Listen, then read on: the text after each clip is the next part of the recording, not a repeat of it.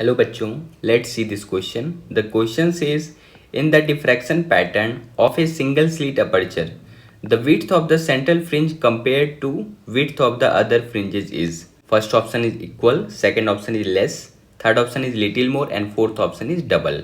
Question में कहा जा रहा है कि सिंगल स्लिट डिफ्रैक्शन में जो सेंट्रल फ्रिंज का विड्थ है वो अदर फ्रिंजेस के कंपेयर में उसमें क्या है, वो बड़ा है, बराबर है, कम है या डबल है. की concept of the question is,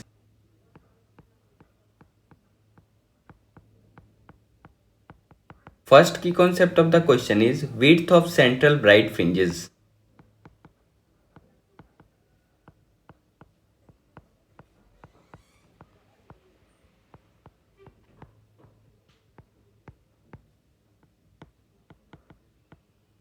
इसे नॉर्मली W से रिप्रेजेंट किया जाता है और इसका वैल्यू होता है 2 lambda capital D by small a. यहाँ पे लैम्डा वेवलेंथ ऑफ सोर्स है, कैपिटल D स्लीट और स्क्रीन के बीच का दूरी है और a स्लीट का विड्थ है. एंड सेकंड की concept of the question is condition for nth minima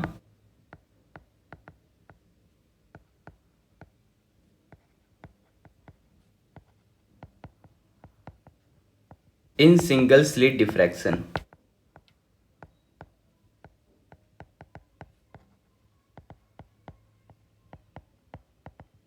और ये कंडीशन होता है a sine theta is equal to n lambda. तो इन दोनों की कॉन्सेप्ट की हेल्प से हम लोग इस क्वेश्चन को सॉल्व करेंगे. अगर हम लोग सिंगल स्लिट डिफ्रैक्शन के सेटअप पे देखें तो यहाँ पे स्क्रीन है और ये सिंगल स्लिट है जिसका विड्थ a मान लेते हैं हम लोग. और यहाँ पे सेंट्रल मैक्सिमा बन रहा होगा स्क्रीन के बिल्कुल सेंटर पे, तो ये वाला हम लोग मान लेते हैं सेंट्रल मैक्सिमा, सेकेंडरी मैक्सिमा और ऐसे ही ऊपर में भी सेकेंडरी मैक्सिमा ऐसे ही आगे बढ़ता जा रहा होगा. अगर हम लोग सेंट्रल मैक्सिमा का विड्थ को W1 मान लेते हैं सपोज, और सेकेंडरी मैक्सिमा के विड्थ को हम लोग W2 मान लेते हैं. ये बिल्कुल एग्जैक्ट सेंटर वाला पॉइंट है. सेंटर वाले पॉइंट से जो फर्स्ट मिनिमा जहाँ पे आ रहा है उसको हम लोग L1 मान लेते हैं. ये सब डेटा हमें यूज आएगा इसके कैलकुलेशन में. तो अगर हम लोग सेकेंडरी मैक्सिमा की बात करें तो ये विड्थ यहाँ से यहाँ तक ये L2 मान लेते हैं. ये टोटल वेट W2 जो है होगा वो 2L2 के बराबर हो जाएगा. ये डेटा मैं इसलिए माना हूं कि ये कैलकुलेशन में काम आएगा. अगर हम लोग फर्स्ट मिनिमा का कंडीशन देखें फॉर फर्स्ट मिनिमा, तो हमारे पास रिलेशन क्या है, a sine theta equal to n lambda. तो फर्स्ट मिनिमा के लिए हमारे पास कंडीशन आएगा a sine theta is equal to 1 lambda या फिर सिर्फ लैम्डा बोल सकते हैं. अब क्या है कि ये फर्स्ट मिनिमा यहाँ पे है. अगर आप ये स्लिट के हम लोग एक लाइन यहाँ पे ड्रॉ करें, ये वाला एंगल थीटा है और ये जो थीटा है ये बहुत स्मॉल है. तो जब थीटा बहुत स्मॉल हो ना, थीटा इज वेरी स्मॉल, तो यहाँ पे साइन थीटा और टेन थीटा का वैल्यू बराबर होता है. ये मैथमेटिकल टर्म है, ये आप ध्यान रख सकते हो कि अगर थीटा का वैल्यू बहुत कम हो तो साइन थीटा टेन थीटा लगभग बराबर होता है. तो यहाँ से हम लोग ये भी बोल सकते हैं कि a tan theta is equal to lambda. अब अगर हम लोग इस ट्रायंगल में टेन थीटा का वैल्यू निकालें, यहाँ पे अगर हम लोग टेन थीटा का वैल्यू निकालें तो ये कितना हो जाएगा L1 by D, perpendicular by base. ये स्लिट और स्क्रीन के बीच का दूरी को D कैपिटल D से रिप्रेजेंट किया जाता है. तो ये वैल्यू हमारे पास आएगा a into L1 by D capital D is equal to lambda.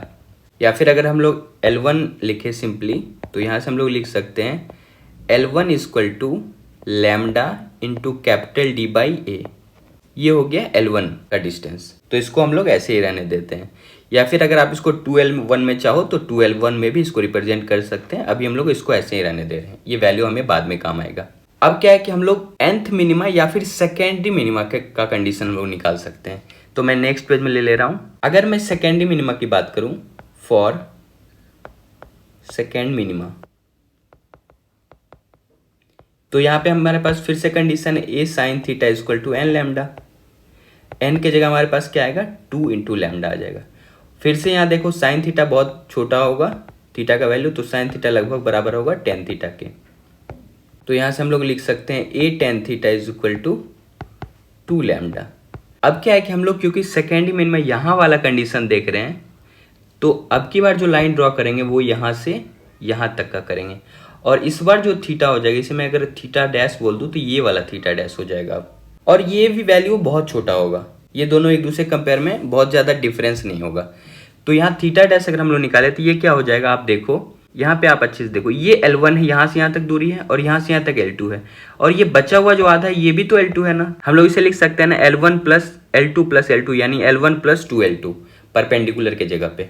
तो यहाँ पे परपेंडिकुलर के जगह पे हम लोग लिख सकते हैं A into L1 plus 2L2, ये परपेंडिकुलर हो गया, बाई बेस, बेस की जगह तो सिंपली ये D ही रह जाएगा यहाँ पे, capital D is equal to 2 lambda. अब यहाँ से अगर हम लोग देखें, यहाँ से अगर हम लोग L1 प्लस 2L2 लिखना चाहें तो ये क्या हो जाएगा, 2 lambda capital D by A हो जाएगा। तो इसे हम लोग इक्वेशन नंबर सेकेंड मान लेते हैं। तो इक्वेशन नंबर फर्स्ट किसे मान लेते हैं, तो इक्वेशन नंबर फर्स्ट आप इसे मान लो। अगर हम लोग फर्स्ट और सेकंड को कंपेयर करें तो फर्स्ट इक्वेशन है L1 equal to lambda D by A. इसके पहले हमारे पास आया है L1 equal to lambda capital D by A. अगर हम लोग इसे यहाँ से कंपेयर करें तो इक्वेशन नंबर सेकंड फर्स्ट है ये, तो अगर हम लोग ये करें put equation first in second, तो यहाँ से क्या हो जाएगा, L1 की जगह हम लोग पुट करें lambda capital D by A plus 2L2, तो ये वैल्यू हमें मिल जाएगा 2 लैम्डा कैपिटल D बाई ए। अब ये लैम्डा कैपिटल D बाई ए उधर माइनस होगा तो ये हो जाएगा 2L2 इक्वल टू, सिंपली ये लैम्डा कैपिटल D बाई ए हो जाएगा, या फिर L2 इक्वल टू हम लोग बोल सकते हैं lambda capital D by 2A। तो इसे इक्वेशन नंबर थर्ड मान लेते हैं हम लोग। इक्वेशन नंबर फर्स्ट हमारे पास पहले आ चुका था ये वाला। अगर आप इक्वेशन फर्स्ट और थर्ड को कंपेयर करो तो आप इजीली देख पा रहे हो कि जो L2 है वो L1 का आधा है। तो अब एक्चुअल में अगर हम लोग विड्थ का कंपेयर करें तो अगर हम लोग सेंट्रल विड्थ, ये सेंट्रल मैक्सिमा का जो विड्थ है वो W1 है, और W1 किसके बराबर है, L1 प्लस L1 यानी 2L1 के बराबर है। तो अगर हम लोग W1 की बात करें तो ये किसके बराबर है, 2L1 के। 2L1 इक्वल टू, या फिर हम इसे बोल सकते हैं 2 लैम्डा कैपिटल D बाई ए। एक तो ये W1 है। अगर हम लोग W2 देखें तो W2 किसके बराबर होगा, 2L2 के बराबर होगा। जैसे सिमिलरली L1 के बराबर हुआ है तो ये 2L2 के बराबर हो जाएगा ये, तो ये हम लोग लिख सकते हैं 2L2, तो ये वैल्यू हो जाएगा। अगर आप इसे मल्टीप्लाई करोगे तो ये simply lambda D by 2A, तो 2 से 2 कट जाएगा, ये सिर्फ लैम्डा D बाई ए हो जाएगा। तो आप इजिली देख पा रहे हो कि जो W1 है वो W2 का डबल है।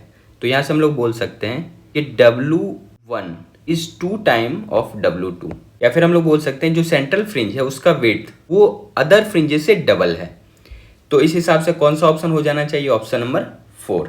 क्वेश्चन में वही पूछा जा रहा है, central fringe compare to width of other fringes. तो option number 4 is the correct option. Hope you understood it well. Best of luck. Thank you.